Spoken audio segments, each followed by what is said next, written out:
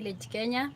I'm live here direct from the village. This is East Africa Kenyan village. So welcome, welcome guys.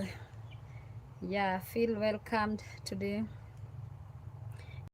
And yesterday I was live, but unfortunately it I it went my phone went off, and that's how the live ended yesterday. But today is another day. I'm still trying to position my phone well.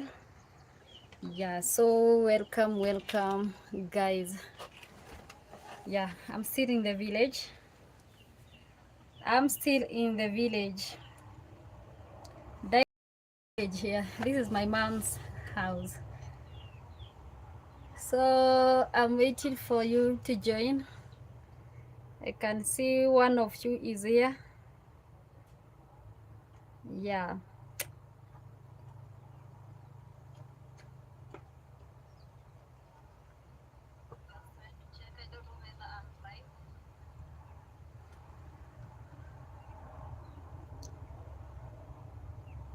Hi, how are you? Welcome to my live. I have just joined my live today. Yesterday I was live, but unfortunately my phone went off. So welcome for today's live. Yeah, welcome. What is your name? Let me know where you are watching me from. At least we can chat here. I'm checking on something here as we go. Welcome to my today's live. This is Erina Shi YouTube channel, and if you are new here, kindly remember to subscribe.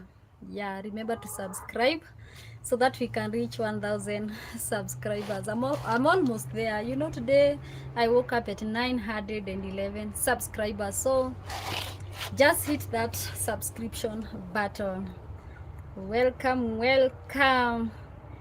Yeah, if you are here yesterday, I know I went off immediately without even saying a goodbye, so I'm sorry for that. And today that's why I'm here again. You know, I'm in the village, and here in the village there's a lot of problems with the electricity. Like here in my mom's house, you see that bulb? That's not electricity. We are using a solar panel, and for sure right now it's not charging even the power banks, even the phone. It might be there for even 3 hours and it will not charge. So my phone went off yesterday, but I hope today that will not happen. Yeah, this is Virginia from USA. Hi Virginia, I hope you are doing good. Welcome to my live today. I'm Helena Shi from Kenya, East Africa. Welcome. At least I can see you are watching from USA. How is USA today? I hope it's good. How is USA? USA, have never been there. Maybe one day I'll be able to visit USA. You are from Virginia, USA. That is it. I'm trying to read the name. It Roy B1. It's hard to to pronounce your name, but welcome so much from Virginia, USA. Yeah, welcome. I have a friend, by the way, from tennis. Yeah, my classmate, my desk mate. Yeah, a girl. She lives in tennis, and maybe one day she'll visit me here in the village. So welcome. Here in the village, we are just planting. It's planting season for the maize. El Roy, thank you so much. It was hard for me to spell the name, by the way. El Roy. And my community, where I come from, differentiating between L and R, pronouncing, it's very hard. So El Roy, welcome. Thank you so much for supporting me. If you haven't subscribed, I would wish you to subscribe. At least I can reach 1000 subscribers. I'm still a young YouTuber trying my best, and right now I'm at 911. So guys, subscribe. Help me at least to reach 1000 subscribers, and watch my videos so that I can reach 4000 hours so that I can monetize. Yeah, welcome. Somebody has joined us here. You can tell me where you are watching me from. Thank you so much. I'm trying to read the comments from another phone because it's hard. They pop here and go. So it's my phone that I'm using it to record. Yeah. So yesterday, I'm waiting for maybe we can be 2 or 3. I start my story where I left yesterday. Yesterday I was giving you a lot of stories from here in the village, how I grew up, how I went through, is it torturing in primary school? Yeah, and the trauma from school, from the teachers. It's not easy growing in Africa. Sometimes it's very tough, very very tough. And yesterday I was talking about that. Unfortunately, my phone went off, and that's how the live ended at 40 minutes. I left, but today we will continue where we left. Yeah, so if you joined this live, just comment where you are watching me from, and we continue with the story. So let's continue with the story where we. I remember I was telling you, let me go back because of those who are not here yesterday. One of Marwa's fan. Thank you so much. Yeah, Marwa. I'm a fan of Marwa for so many years. So many years. And I think you saw me traveling to Nyabohanse. And soon I'm going back there from this village. I'm Nyabohanse again. I like the village. I'm heading there. From this village, I'm heading there before I go back to where I live. Yeah, I must go there, and I hope I'll meet Ayamaro again. That's my hopes. But if not, well and good. So guys, yesterday I was telling you that the school I went, the school that I joined from grade 1 to grade 8, it wasn't like a school. It was like a prison, torturing kids there. And if you try to tell your parents what is happened there, they were like, you are the problem. You are the one who is not listening at your teachers. Can you imagine? You don't have anything else to do. If your parent is telling you you are the problem, you are not listening at your teachers. So that was it.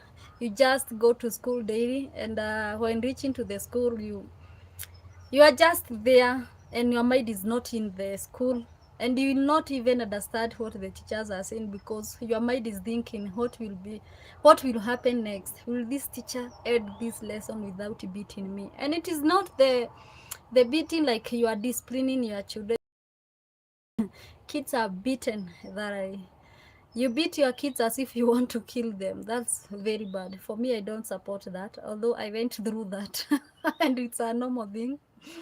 Everybody who grew in Africa, majority, they went through that. Parents don't joke here. They are called African mothers. If you joke, they will beat they will beat you like no one business. So the teachers, the part that was bad is even the teachers in school, they used to beat us very very bad, very bad. And that one was not good for me. But I remember one teacher, there's this teacher, he was a man. I'll not mention the school, please. I'll not mention the names of the teachers. Some will arrive, and again, because of the, let me not say the name of the school. So guys, I remember this teacher, he was a man. He used to pinch you on the inner thigh, and he's a man. He would take his hand inside your inner thigh and pinch and pinch. After that, your thighs will be like red or somehow darker, and it will pain you for the rest of the week. That's a man, a teacher, and he was a deputy teacher. That's how bad it was. That's how bad it was. But I thank God, at least nowadays people they are improving, and I can see changes from the school, not like how it used to be. So one day he pinched me, and at least my daddy was not supporting for the, I'm trying to check if there is any comment here, so that I will not answer you, reply your comments. Just a minute. So this teacher used to pinch us on your inner thigh. Can you just imagine who does that? And it's not your child. And even if it's your child, how can you pinch a child like that? That's where the school I went. And again, there was another teacher, a woman now. That teacher was very bitter. I don't know. He was very bitter. Maybe with her life, or I don't know what was happening with her life. He would beat you. She was, I mean, she was not joking. She would beat you to an extent that you are just crying the whole lesson. You are crying. Maybe he could and it's not that you have done something bad. She would just ask you a question, and if you don't know, hey, let me tell you, she would beat you very bad. By the way, very bad. I don't support that at all. And I remember there's another teacher, a woman. She used to take a ruler, you know, a ruler, the one you used to maybe to rule to draw the straight lines in the book. She used to take the ruler, put it like this, and use it to beat you like this on your fingers. Can you imagine? And it's not as easy as I imagine. She to hit very hard, very hard, and at the end of the day, whew, you'll get swollen on your fingers. That's another teacher. Another teacher, a man now, used to beat us here. You see this area? You know you are very small and your head is very tiny. Imagine a man putting his fingers on this and beating you like pa, and the four fingers will stick there. You'll get four fingers, the stamp of four fingers here. That's a teachers in primary school, and it wasn't an easy in that school. And after that school, I went to high school. This village, this is where I went primary school, from nursery school, primary school, and now to up to form 4. Imagine. But at my high school education, at least I enjoyed. The teachers were not, sorry, I'm looking for something. The teachers were not that bad like primary school, because we were not beaten at high school. I enjoyed those 4 years. But now let me talk about the traumas, the childhood traumas that I went through. That is through the hearts of the teachers. First, those teachers beating us, and again, I was fearing about my life, because there is this teacher who used to look at to go and tell your parents that you are doing this and this, and she used to lie. For sure, she used to lie. And when you go and try to tell your parents, it's not like that. They were like, mostly my mom, they are African mothers. She used to say, you are the problem, you know, you are the problem. And I knew they couldn't understand us. They thought it's a normal life, because even them, they went through that most of the time. But where I went, it was too much. Compared to other schools, it was too much. And now let's talk about the traumas, life traumas that I went through when I was a child. First one, the fear of those teachers for 8 years. It wasn't a joke. 8 good years with those teachers. It wasn't easy. And again, when I was now in grade yeah, hello, why not Joseph Wabura? Welcome Joseph, welcome at my live stream. Thank you so much for supporting me. And if you haven't subscribed, kindly hit that subscribe button so that I can reach 1,000. Good afternoon everyone here. Yeah, that is Joseph is greeting you guys. And we are good, Joseph. We are just here talking about childhood traumas that we went through. I don't know, you are Kenyan by the name I know. I don't know whether you went through any childhood trauma. For me, it was tough. Let me say, it wasn't easy. You are Fred, my sister. Yeah. Thank you so much. Thank you. I always watch your lives. Yeah, I know you like live streaming. So guys, let's go back to the topic. Now, when I was in grade 7, you know, you are going through childhood trauma from the hearts of your teachers, and the parents can't understand you. Let me use the mothers because my dad was very tough with the teachers. My dad at least was with his kids. Happy New April. Happy New April, Joseph. Yeah, we thank God for a new month and we are alive and healthy. So, these teachers was a normal life with them, and that's how we started until grade 8. Now, when I was 7, is it grade 7 or 6? I'm not sure. I lost, yeah, grade 6. I lost one of my auntie. That is sister to my dad. And that thing was not easy. For me, I have never seen somebody close to me dying. And she was very sick at home and she passed on. That was not easy thing for me. And I remember when the mourners were coming at our home, because we used to live in the same compound, grandmothers, my uncles, aunties, we are living in the same compound. Yeah, a distance of maybe 3 meters, somebody house is there. That's how close we used to live. So my auntie died, and it was a shock to me because that's the first relative in my life I saw her dead. It wasn't easy. That thing was affecting me a lot, and I could see everybody talking. Oh, when the mourners were singing, they were singing, and I'm like, how can you sing and laughing when my auntie is dead? That's how serious I was taking it. And again, before I healed, the following year I lost my cousin. My cousin was very young. My cousin was the almost the same age as me. She was just older than me with 1 year. Imagine, sorry, imagine losing a cousin, a girl. We used to share the same name. A minute, guys. I'm checking for the comments here. So I'm telling you, you are sharing the same name with her, same name, and she was older than me with only 1 year. And this girl, it happened that she was sick, and things went bad for her, and she was seriously sick. Oh, okay. She was seriously sick. Sorry, I was checking.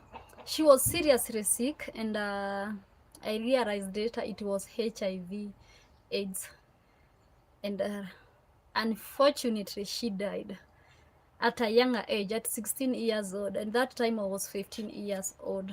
It wasn't easy for me, for sure, because I remember I couldn't imagine. I watched her dying. Have you ever watched somebody dying at that younger age? I was only 15. How could you understand death? And she was very sick, and I remember very well. It's one evening. I was going because she was living with my grandmother most of the time because her mother has passed on. So I went to check on her because we were almost the same age. She was 16, I was 15. So I went to check on so that we can pray. It was evening time, evening around because it was dark, around 7:30 to 8 p.m. I went to check on her, and I was carrying a torch because it was darker on her bedroom. So when I went and the torch to her face, I called her. She didn't respond. So I was like, why is she not responding? I called her name again. She wasn't responding, and I was shocked. I went closer, and what I saw, I don't know whether I can even explain here because it was traumatizing. I didn't know what was happening. I thought she was maybe getting more sicker, and I ran back to my home. I called my bigger sister. She came, and when I told her, come and see how my cousin is doing. She came, we ran, and we went there to check on her. And checking on her, my sister shouted her name and said, she is dying, she is dying. My sister was bigger, she was 20 something, so she knew how it was going. She ran shouting, my cousin is dying. My cousin is dying, and my dad was inside our home, and my dad, my grandmother, my mom, they all ran to inside that house. And I remember we were following them to that bedroom, and they started chasing us. You just go away, go away. They have seen what was happening. That's how my cousin died. I watched her dying, and I could, that thing even today is still in my mind. What I saw is still fresh in my mind, so many years ago, but it's still fresh. Yeah, that is hello, greetings. It's 6:22 a.m. here. That is she's saying it is 16. Is it 16 or 6:22 a.m. and here it's 1:23 p.m. That's how we differ in time. Yeah, thank you so much. Thank you so much for watching me this Ari. Thank you so much. So guys, as I was telling you, she died like that, and that was inside her bedroom. My parents wrapped her, and my aunties, the relatives, now came. We kids, childrens were chased away. They wrapped her, and they took her. They tried, now you know, in the village where I was raised, the whole neighborhood, there was nobody with a car, and only one man, and it was very far. He's the only person who had a car. The whole of the village, there was no car. And now somebody here is dead. So they had to go and look for a van to carry the body, the dead body, to the mortuary.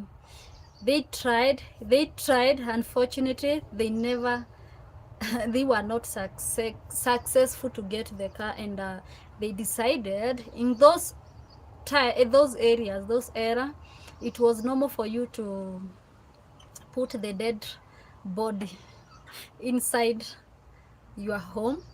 You try to, what is it called, you take, there's the way they used to put charcoals and lay the body there, and every morning they would go and pour salty water on the body, the dead body.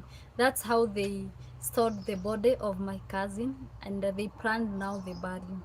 So that thing stuck in my mind. One, because it was my cousin, we shared the name. She was 16 years old, and what killed her was HIV AIDS. I was so scared, very scared. But my cousin was, since she had no mom, she went to get employed as a house girl, and that's how she got raped and affected with that disease. And that thing got me a trauma. I was like, so it's like everybody is suffering from HIV AIDS. Everybody is suffering from HIV AIDS. Can you imagine? A person could come and just try to, when I was now older, try to maybe talk to me. Maybe he wants me to be his girlfriend, but I never want near me, because I thought in my mind that everybody has HIV AIDS. That's how fearful I was. I used to think everybody has HIV and AIDS. And I grew with that trauma for so many years, so many years. Most of the time it affected me, for sure. It affected me. I could see everybody, like every man, everybody is suffering from this disease, because since somebody dying because of this disease, it wasn't easy. And it's somebody been playing with, and it's, she was still a young girl, 16 years old. She never enjoyed the life because of somebody somewhere took advantage of her and raped her. And that thing, the case, there was no justice. It went like that, and now we buried my cousin, and that thing until today still is fresh in my mind. But I think now I have grew up, I'm trying to fight those things. But when I sit down and remember about those things, those traumas, it's not easy. It was not easy those days, but nowadays I don't care. Again, now I'm growing up. I finished Form 4. That is the secondary level. And again, you know, as you can see, at least now I'm bigger. I used to be a very, very small girl. Very small. Very small. And very tiny, very skinny. Yeah, is it petite or skinny?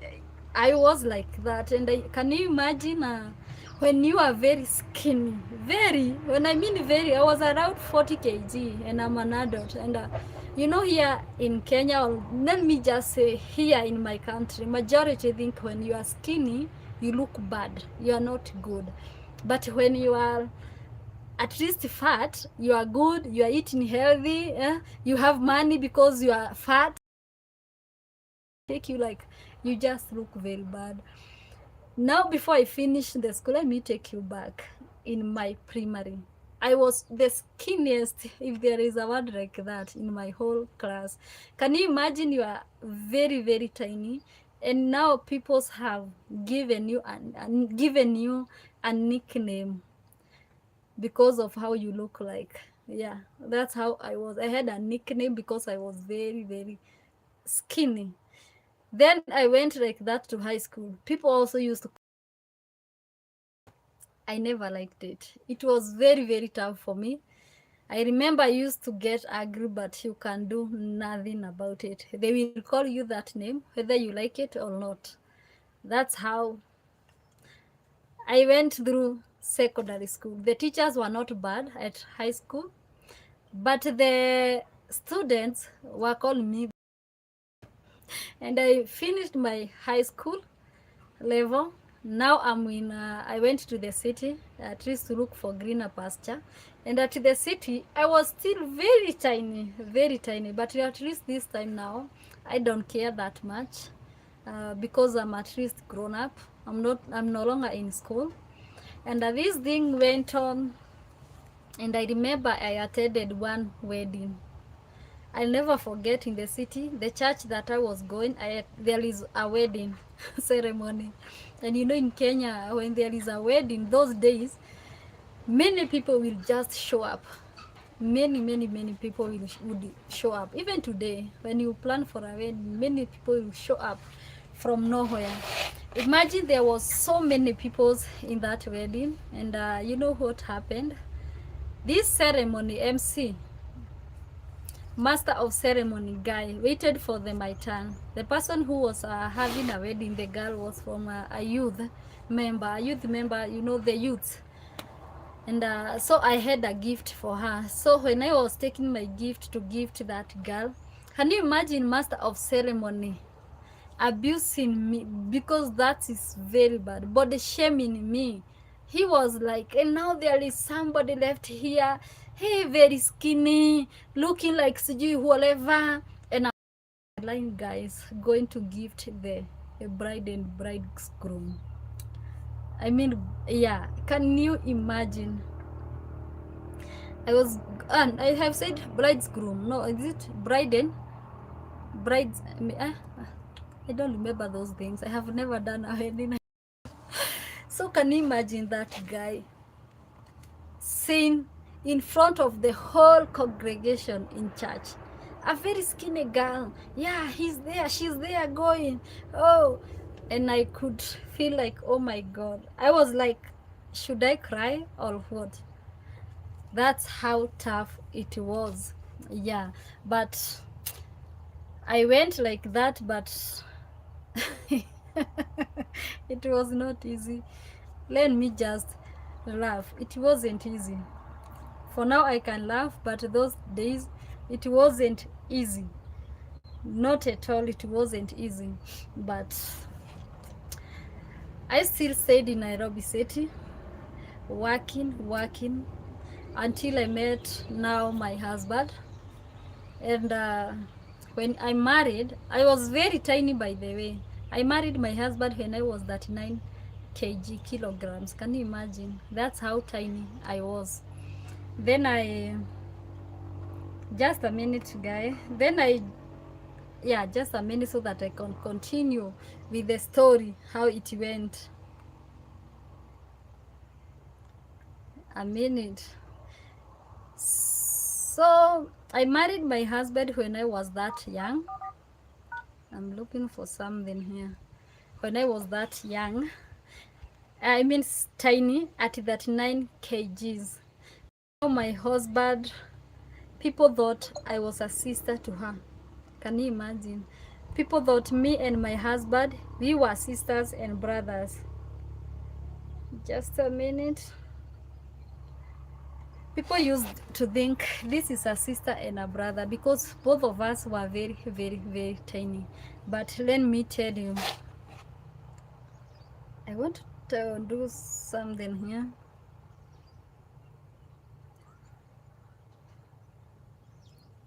Just a minute.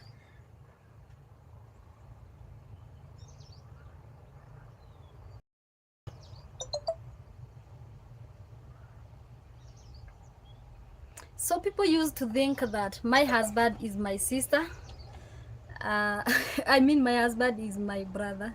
They never thought I was married until I was pregnant and I gave birth to my baby. That's the time they realized this is a couple. Yeah, but when I was I was 9 months pregnant. I was at 42 kgs. So I was still tiny. 42 kgs at at 9 months pregnant old. Can you imagine how tiny I was? That's how tiny I was, but at least I got my baby.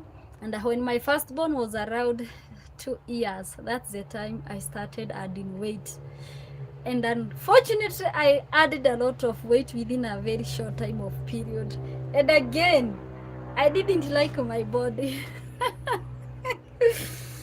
That's how life is. Every time you have a problem with this, every time you have a problem with this. So I never liked the way I looked. I was very now fat. Let me say fat. I added about 20 kgs. And I used to look at myself and I was like, oh, is this me? I think I'm very fat. That's how I started seeing my life again. So I never cared that a lot. But I tried now again to start losing weight. God helped me. And I went to the gym. I started watching my diet and I lost like 10 kgs, and now I could feel I'm better. Yeah, that's how. And again, now I used to meet with the people who used to call me names because of how tiny I was, and they were like, wow, is this you? They thought now I'm very rich. As I have told you, people think when you are fat here, you are rich. Or am I right? My Kenyan people, can you tell me, am I right? They thought when you are fat, you are rich. When you are skinny, you are poor. You are going through a lot of things. But that's not the way it is. It is just the mentality of how people just think all. And you can't change that. So I went like that. That trauma, by the way, since I was in primary school, high school, it followed me in the city, being called skinny skinny. I was very skinny. You could see these bones out. The neck was very tall. And at least at least now I'm okay. I'm not fat, I'm not skinny. I like the way just I am, but I want to shed some few kilos, like 3 or 4. So when I added a lot of weight, I was scared. I was scared because of that weight. But at that time I lost 10 kgs, and again I was okay until the time that I got my second pregnancy. This time I added a lot of weight. I added a lot of weight, and I was like 80 kgs. From a tiny girl that 9 kilograms to 80 kilograms. And I used to just look like round. The stomach was very big because I have just given birth. Now the stomach was very, very big. And I could fit my clothes, and I'm like, wow, is this me? Am I the one who used to be very skinny? That's how I was. And again, now the problem came. I started now having like pressure, high blood pressure. I never knew until the time I was walking. When walking 1 kilometers and reaching to where I was going, I could feel like I want to fall down, and I could just sit down. I went to visit the hospital, and that's when they decided first to check on my blood pressure, and they realized it was going higher. They did it for 2 weeks, and now they said you have to go under medication. But again, I wasn't ready to take medication because I used to fear high blood pressure. Since my dad, by then my dad, I lost my dad due to high blood pressure. He had high blood pressure and so many other diseases. Many, let me not say many because let me just say, be specific. He had a diabetes and asthmatic. What else? And finally, he was hit by stroke, and that's how I lost my dad. Yeah, may his soul rest in eternal peace. So I used to fear high blood pressure. Reason? I have lost my dad, and again my mom until now she fights high blood pressure. She takes blood pressure tablets daily, every day. So and now me here they are saying I'm having high blood pressure. I was shocked. I was very shocked, and I decided, you know what? I'm not taking these drugs, these medicines. But I didn't tell the doctor I'm not taking them. I told him, you know, I have no money to buy these medicines. Let me go back home. I'll come another day with the money. So I went home and told myself, you know what? I'm not taking these medicines. I'm not taking them. I decided I will go and join the gym and start losing weight because I knew the problem was the way I have added a lot of weight. Within 6 months, I had added more than 20 kilograms because I was breastfeeding and eating. I was not going to work. So it was only breastfeeding, and most of people here think when you are breastfeeding, you have to eat a lot. So I used to eat a lot so that at least the baby can get enough milk. That's how now I ended up being overweight. This time I was like, am I the same person who was fighting underweight, very skinny? Now I'm very, very fat. But I started gym. I started going to gym every day. Every day I would wake up at 5 a.m. I would go to gym and came back after 2 hours. That's how I lost a lot of kilograms. I lost many, and after losing so many kilograms, I went back again to the doctor, and this time now the blood pressure was okay, and I said thank you God. Pressure tablet. But I'm not saying being fat is bad. No, I'm not saying being skinny is bad. No, it depends with your mentality. It depends with what you want or how God has made you to be. Some people cannot change. There are some things you cannot change. But for me, I tried to lose this weight because of high blood pressure, and second, I was used to small body, and now I was like, I'm very big.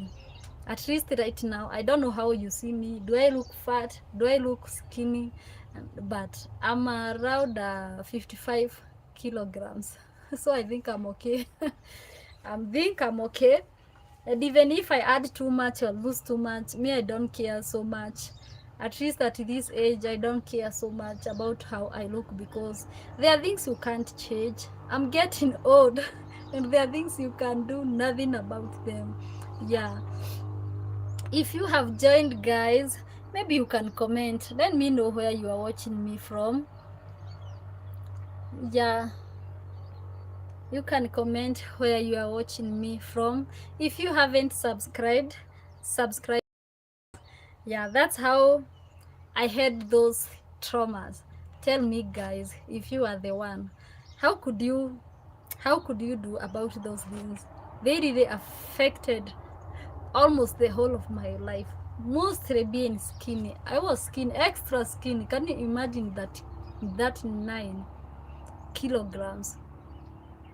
I was looking Yes, I was looking very skinny, but nowadays I don't care so much about. By the way, I see skinny people looking good, yeah, but not the way I was. I wish I had one photo I could show you, yeah, but at least now I'm better. I'm better. I thank God for that. So guys, I think about my traumas, that is it for now. I think do I have any other childhood trauma? If you had, you can comment there. If you yourself you had a childhood trauma, you can comment there. Yeah, because those were the worst I faced here in the village. And the worst thing is parents here don't understand that children are not supposed to be beaten. For here they'll beat you until you are like, this person wants to. So hit that subscribe button. You are beautiful now. Take care. Enjoy your day. Thank you so much. Thank you so much. Thank you so much. Enjoy your day too. Yeah, I think I'm beautiful. I enjoy the way I am. Yeah, I enjoy the way I am because I realized I can't change some things. So I'm okay, and I know you are beautiful also, and I enjoy your day. Thank you for being here. Thank you for watching my live.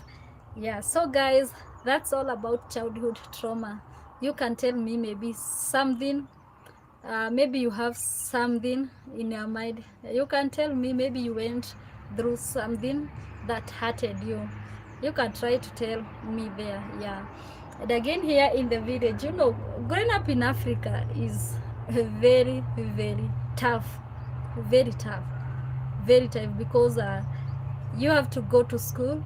When you come back, you have to work. You have to work. I remember we used to arrive back at home and immediately take a jembe. A jembe is that thing, I don't know, maybe majority knows a jembe is the one you use to weed, to do weeding in the farm. And you could go to the farm until it's dark. Now you can come back and cook this dinner, the supper.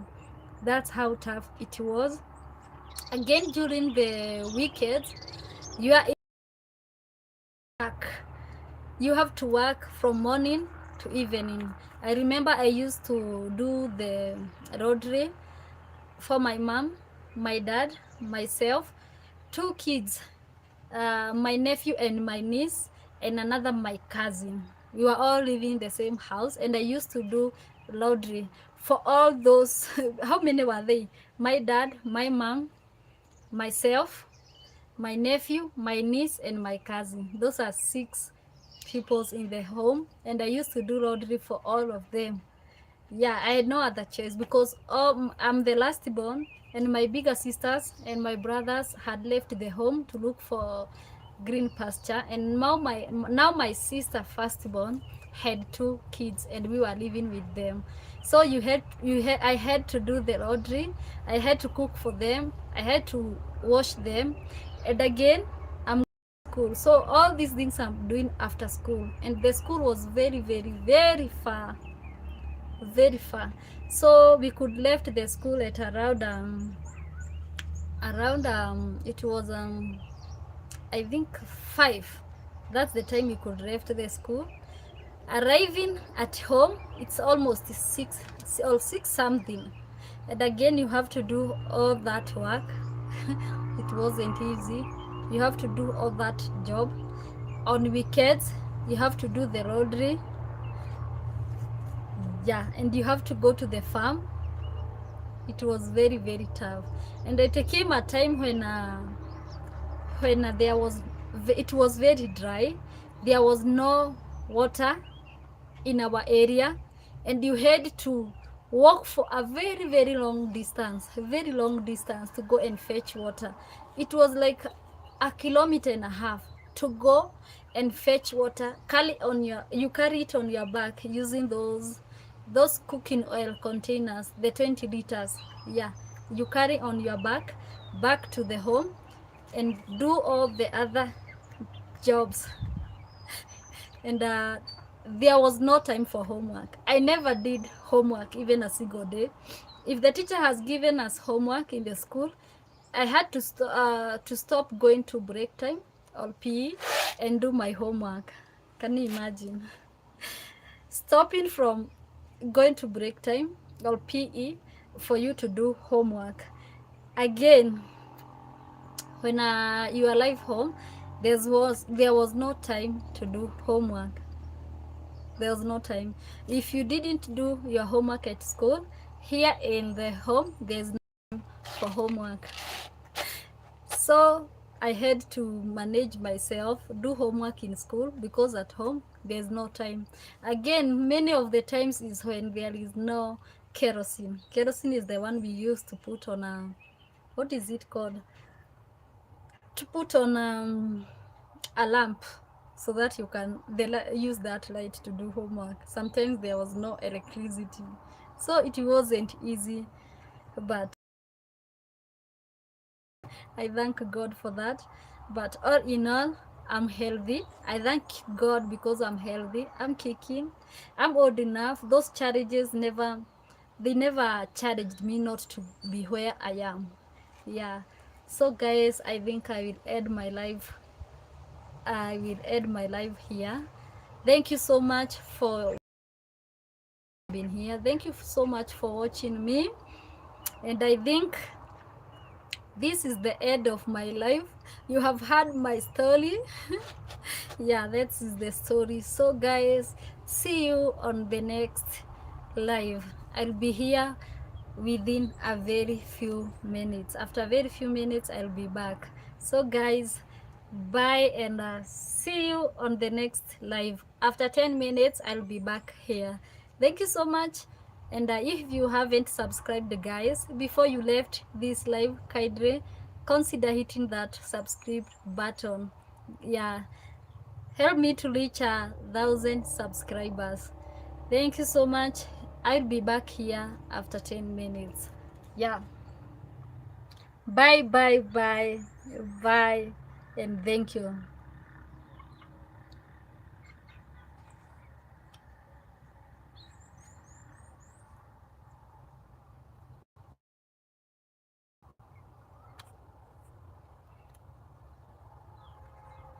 Bye, Elroy.